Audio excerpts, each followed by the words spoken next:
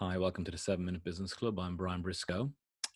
We're back with Steve McGown. We had such a long session that we've actually divided it up into two different segments because our promise is to give you bite-sized chunks, and that was probably a little bit more than a bite-sized. So Steve in the last session spoke a lot about the resilience that he'd built during his 5 years and 8 months in the desert under Al-Qaeda captivity. Now he really starts to delve a little bit more into things like self-awareness, having a goal, and really finding motivation and finding the ability to carry on when things got really grim in the darkest of days. Okay, enjoy. And then as time went on, did you, I mean, what tools did you use to stay resilient? Because, you know, I'm just imagining you can be resilient for 6 months, you could be resilient for a year, but you've now got 4 years, 8 months left a year in. Not that you knew that, but what tools did you use, either consciously or subconsciously, to stay in the spirits that you would have needed to stay mentally alert, but mentally alive? And as you said earlier, going home in one piece psychologically. Yeah. So Brian, you know, I've actually been seeing a strengths coach recently, which has been quite fascinating. And this lady said to me, you know what?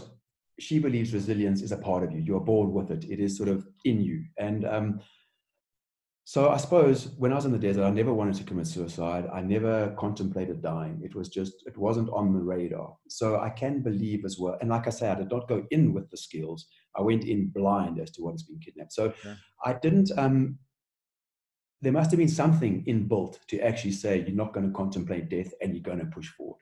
Okay. So there must be something in the genes, but also, you know, I tell you, long periods of negativity, hey, certainly take you to a tough place, and resilience does wear thin at times. And everything in life is a decision, and life is a choice, and life requires work.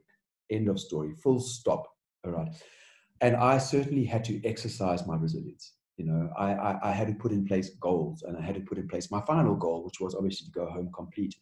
And between today and my long-term goal, there were so many distractions and things which would take me off my course. And I felt like a sheepdog, actually trying to keep sort of herding myself back towards my common goal. And it's important, you know, it's very easy to find negative things in every single day. I mean, we're sitting here, I've got a beautiful sun outside, but I'm sure I could moan about the noise in the street. Definitely. Sure. So Or not being able to go out when you want to. Yeah, well, but actually, if I look outside in the garden, I mean, it's a beautiful day. There's so much to be grateful for. Yeah. And I really try to focus on these things while I was in the desert. And like I say, it's an exercise. I would walk into a situation, there'd be a lot of bad, but I would try and turn myself off towards the bad and actually focus on the good. And it takes work. It takes effort. You know, you've got to shut down half your personality and half your brain to actually do this. But there's a lot of upside to it. Certainly to teach yourself to be positive there's a lot of upside. And it doesn't just come naturally, because, you know, we do often poke holes into the bad stuff. But I found having a vision, like I think I mentioned earlier, to have a simple vision, something that wasn't too convoluted or too complicated, allows you to focus in and to move the chaff away from the wheat, if you like. Got you. And all right. So yeah, I mean, you know, one thing I also found incredibly important, and I suppose with my 6 years there, or my 5 years, 8 months, it was enough time to really get to know myself. And there's an importance of knowing who you are and knowing what makes you tick, you know, because we all have bad days, and certainly I had many bad days in the desert. And when you're in those bad days, knowing who you are and knowing what makes you tick almost makes you accept the fact that you are human and you're going to have a bad day. But also knowing who you are allows you to know that you're going to bounce back and that tomorrow will be better. I mean, even if tomorrow isn't better, you believe today that tomorrow is going to be better. And when you get there, you find the best things in it.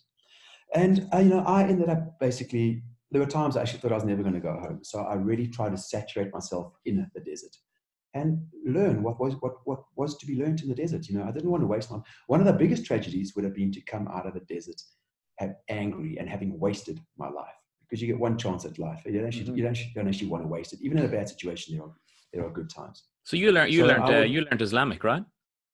Yeah, I mean, I learned a lot about the religion. I learned how to read and write Arabic, and you know, to be able to communicate with the guys there.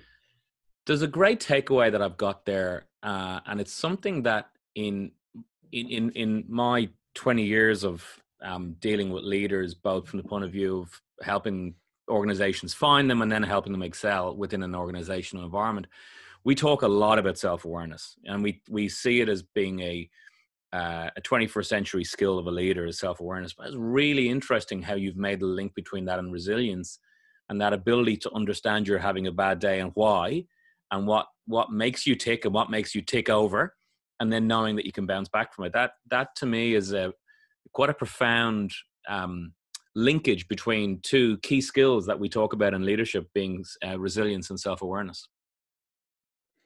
Yeah, because the more in the desert, I couldn't count on anybody, and I don't know if this is good or bad, because it ended up being, this guy is an island, and I don't think it is good to be insular and to be an island. It's important to be able to share, share emotions, share feelings, share ideas. And I got to a point where I actually came out the desert, where people could sort of give me suggestions. Do this, do that, do the rest. And I'd listen, but I was like, right, I'm doing it my own way anyway, because actually I worked for 5 years, 8 months. So I'm not saying it's the right thing to do, but it's very important to be able to believe in who you are, and believe that when you make a decision, you contemplated your options and you are pretty comfortable with the route you're going to take. And I found that very important. I don't necessarily want to harbor on the darkness, but I think it's really important for people to apart from anything else, put things in perspective. As you said, we can all whinge about what's going on in life right now and parts of it, but just to be able to give people's perspective. If you look at the 5 years and 8 months, what period would you put as the darkest days in there? What was going on, and where were you at that you would say that was rock bottom, so to speak? I'd say probably 3 years in. 3 years in, because the numbness had gone. At that stage, the whole dynamic had changed. The French were now fighting in Mali, and we often had Mirage aeroplanes flying above us and things like this. And because the French arrived, all negotiations shut down. And I then realized that I was alone. And I suppose being alone is being alone. Prisoners and as prisoners, we didn't get along all that well. Obviously, that's also a whole other topic. But when you realize that you're alone and you've actually got nobody on your team, and it's desperate. I tell you, it was desperate. I would have somebody a meter from me, and I would not have a word in common to speak. And I just, human touch. It's something we just take for granted here. There were times in the desert where one of the Arab guys, Al Qaeda, would actually come up and put his hand on my shoulder. And I felt like I would almost melt. And I didn't want to move that he would take his hand off my shoulder, because it just gave me such acceptance, or it allowed me to feel human again. It was another sense of mine which was actually on fire, just with somebody's hand on my shoulder. Bizarre.